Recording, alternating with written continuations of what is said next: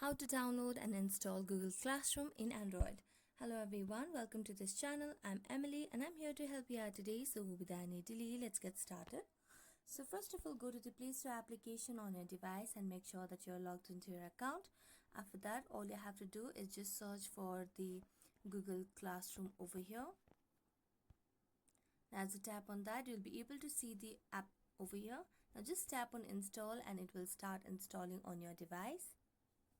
You just have to make sure that you have a stable internet connection on your device so that the installing process is efficient.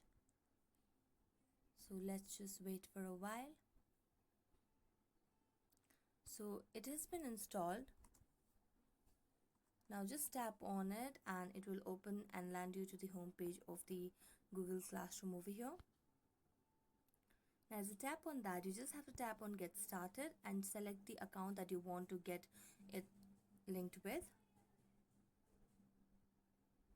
After selecting on the account, now you'll be led to the official homepage of Google Classroom. So thank you so much for watching this video. If you enjoyed watching it, don't forget to like, subscribe and hit the bell notification for more updates. That's it for today. See you next time.